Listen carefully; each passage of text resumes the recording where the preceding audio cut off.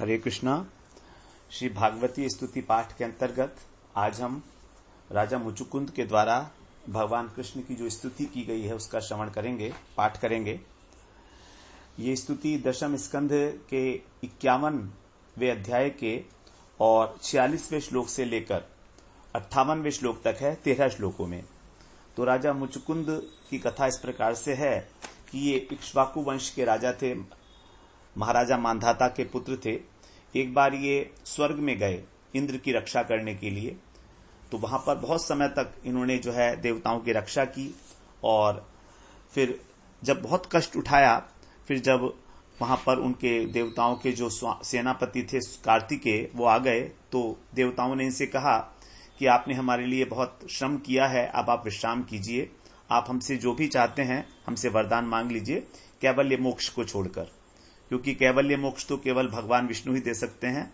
तो इन्होंने कहा कि मैं बहुत थक गया हूं, मुझे आप निद्रा का वरदान दें, जिससे कि मैं जाकर थकान मिटा सकूं। इस प्रकार से इनको वरदान मिला और ये एक पर्वत की गुफा में जाकर सो गए। और ये भी कहा देवताओं ने कि यदि कोई मूर्ख आपको बीच में जगाएगा तो आपकी दृष्टि पड़ते ही भस्म हो जाएगा। इस प्रकार अब दूसरी ओर जब कालयवन जो है वो भगवान कृष्ण के ऊपर उसने वहां पर आक्रमण किया, तो कालयवन जो है उसको भगाते भगाते भगवान और मुचुकुंद की गुफा तक ले आए। और भगवान जो है पर्वत की गुफा में घुसकर और खड़े हो गए चुपचाप साइड में। मुचुकुंद सो रहे थे। कालयवन ने जब वहां पर देखा कि कृष्ण जो है चादर ओढ़कर सो रहे हैं, उसने सोचा है कृष्ण ही हैं, तो उसने एक लात उनके ऊपर जब लगाई, तब राजा मुचुकुंद की आंख खुल गई। और जैसे ही उन्होंने कालयवन को देखा वो भस्म हो गया, क्योंकि उनको वरदान था। तब मुचुकुंद ने जो है देखा कि बगल में ही जो है कृष्ण खड़े हुए हैं, बड़ी ज्योति निकल रही है। तो राजा मुचुकुंद उनसे पूछते हैं आप कौन हैं, स्वयं अपना भी परिचय देता है कि मैं कौन हूं, इस प्रकार से। और फिर जो है कृष्ण ने बताया कि तुम जो है मैं जो है कृष्ण हूं, वासुदेव मेरा नाम है, मैंने यहाँ पर यदुवंश में जन्म लिया है ब्रह्मा जी की प्रार्थना करने के कारण, और तुम मेरे कृपा पात्र हो, मेरे भक्त हो, तुमने मेरी बहुत आराधना की है, इसलिए मैं तुमको वरदान देना चाहता हूं। तो ऐसी कोई भी वस्तु नहीं है जो मेरी शरण में अगर कोई व्यक्ति आ जाए और उसको कोई वस्तु की प्राप्ति ना हो, ऐसी कोई वस्तु ही नहीं है। तब राजा मुचुकुंद जो हैं वो बड़े प्रेम से और उनकी स्तुति करते हैं। वो समझ गए कि तो साक्षात भगवान है, क्योंकि उनको गर्ग जी ने कहा था कि यदुवंश के अंदर भगवान अवतीर्ण होने वाले हैं, तो वो जान गए। तब राजा मुकुंद ने बड़ी भावभीनी स्तुति की है। कहते हैं कि जगत के सारे प्राणी आपके माया से मोहित हैं, आपका भजन नहीं करते, संसार में फंसे हुए हैं, घर गृहस्थी के झंझट में, सब एक दूसरे को ठग रहे हैं, स्त्री पुरुष को और पुरुष स्त्री को। और ये जो भूमि है, भारत भूमि, ये बड़ी पवित्र है, मनुष्य जीवन बड़ा दुर्लभ है, फिर भी यहां पर भजन के लिए कोई असुविधा नहीं है, फिर भी लोग भजन नहीं करते हैं आपका, क्योंकि वो माया से ग्रसित हैं और सारे का सारा समय अपना इस गृहस्थी रूपी अंधे कुएं में बिता देते हैं। तो वे उस पशु के समान हैं जो केवल एक तुच्छ तृण के लोभ से अंधेरे कुएं में गिर जाता है। इस प्रकार से जो है कहते हैं कि मैं भी एक राजा था, राजलक्ष्मी के मत से मतवाला हो रहा था, मेरा सारा जीवन जो है नष्ट चला गया। यही सोचता रहता था कि मैं क्या करूं क्या नहीं करूं, पृथ्वी के ऊपर विचरण करता रहता था, भगवत प्राप्ति से सर्वथा विमुक्त था, प्रमत्त था, अनेक प्रकार की मेरी इच्छाएं थी। लेकिन जैसे भूख के कारण जो जीभ लपलपाता हुआ सांप है वो असावधान चूहे को दबोच लेता है, उसी प्रकार जो काल रूपी सर्प है वो एकाएक प्रमादग्रस्त प्राणी के ऊपर टूट पड़ता है और उसके जीवन का अंत कर देता है। और जो बड़े बड़े राजा लोग हैं वे भी काल का ग्रास बन जाते हैं। तो यदि उनको फेंक दिया जाता है तो पक्षियों की विष्ठा बनते हैं, धरती पर गाड़ देने पर कीड़ा बनते हैं, और आग में जला दो तो राख का ढेर बन जाते हैं। तो इस प्रकार से जो व्यक्ति विषय सुख के अंदर भोग रहा है, घर गृहस्थी के अंदर, और केवल स्त्रियों के पास जाकर उनके हाथ का खिलौना पालतू पशु की भांति बन जाता है, वो अपना जीवन व्यर्थ ही जी रहे हैं। बहुत से ऐसे लोग भी हैं जो विषय भोग को छोड़कर दान इत्यादि करते हैं, कि अगले जन्म में हम राजा बनेंगे, स्वर्ग जाएंगे, तो ये भी कभी सुखी नहीं हो सकते। लेकिन जब व्यक्ति के इस जन्म मरण के चक्र से छूटने का समय आता है, तब उसको सत्संग प्राप्त होता है। और जिस क्षण सत्संग प्राप्त होता है, उसी क्षण उस जीव की बुद्धि अत्यंत दृढ़ता से आपके चरण कमलों में लग जाती है। यही आपका परम अनुग्रह है। तो साधु संग मिलना ही जो है सबसे बड़ी आपकी कृपा है। और अंतर्यामी प्रभु, आपसे कोई छिपा तो है नहीं। आपके चरणों की सेवा के अतिरिक्त मैं और कोई वर नहीं चाहता, क्योंकि जितने भी वर हैं वो सब, जितने भी वरदान हैं, भौतिक संपत्ति है, वो सब संसार के विषयों में बांधने वाले हैं। और मैं इस माया से संबंध रहित होकर जो आप चित्त स्वरूप परम पुरुष हैं, आपकी शरण ग्रहण करता हूं। मैं अत्यंत आर्त हो गया हूं इस कर्म फल को भोगते भोगते। ये जो ज्वाला है, दुखद ज्वाला मुझे जला रही है। मेरे 6 शत्रु अर्थात जो 5 ज्ञानेंद्रियां और मन, ये कभी शांत नहीं होते। मेरे विषयों की प्यास बढ़ती चली जा रही है। एक क्षण के लिए भी मुझे कभी शांति नहीं मिली। अब आप ही मेरे शरण्य हैं।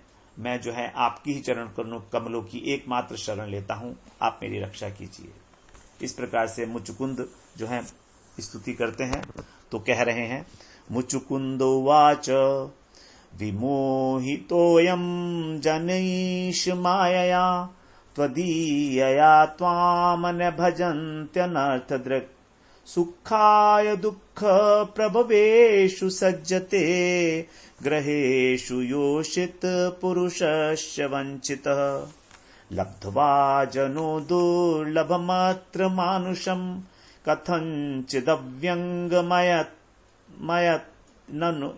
नतोघ पदारविन्दम् न भजत्य सन्मतिर्ग्रहान्धकूपे पतितो यथा पशुः ममैष कालो जितनिष्फलो गतो राज्यश्रियोन्नद्धमदस्य भूपते मर्त्यात्मबुद्धे सुतदारकोशभूष वासजमानस्य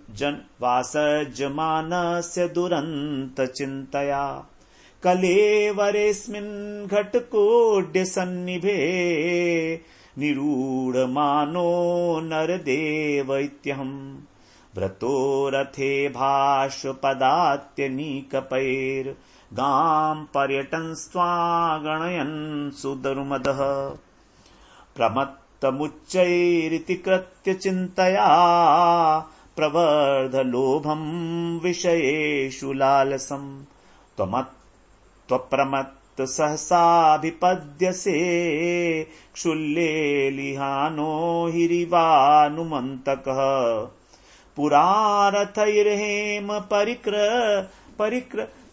परिष्कृतैश्चरन् मतङ्गजैर्वा नरदेव संगितः स एव कालेन दुरत्ययेन ते कलेवरो विक्रमि भस्म संगितः निर्जित्य दिक्चक्रमभूत विग्रहो वरासनस्थः सम्राजवन्दितः ग्रहेषु मैथुन्य सुखेषु योषिताम् क्रीडामृगः पुरुष ईश नीयते करोति कर्माणि तपस्सु निश्चितो निवृत्त भोगस्तदपेक्षया ददत् पुनश्च भूयेयमहं स्वराडिति प्रवर्धतर्षो न सुखाय कल्पते भवापवर्गो भ्रमतो यदा भवेत् जनस्य तर्हिच्युत सत्समागमः सत्संगमो यर्हि तदैव सद्गतौ परावरेशे त्वयि जायते मतिः मन्ये ममानुग्रह ईशते कृतो राज्यानुबन्धापगमो यदृच्छया यप्रार्थ्यते साधुभिरेकचर्यया वनं विविक्षद्भिरखण्डभूमिपै न कामयेन्यं तव पादसेवनादकिञ्चन प्रार्थ्यतमादवरं विभो आराध्य कस्त्वामप्यवर्गदं हरे वृणीत आर्यो वरमात्मबन्धनम् तस्मात् विसृज्याशिष ईश सर्वतो रजस्तमः सत्त्वगुणानुबन्धना निरञ्जनं निर्गुणमद्वयं परं त्वां ज्ञप्तिमात्रं पुरुषं व्रजाम्यहम् चिरमीह वृजिनातस्तप्यमानोऽनुतापये रवित्रषड्मित्रो लब्ध शान्ति कथञ्चित् शरणद समुपेतस्त्वपदाब्जं परात्मन् न भयमृतमशोकं पाहि मापन्नमीश यदक्षरपदभ्रष्टं मात्राहीनं च यद्भवेत् तत्सर्वं क्षम्यतां देव प्रसीद परमेश्वर हरये नमः।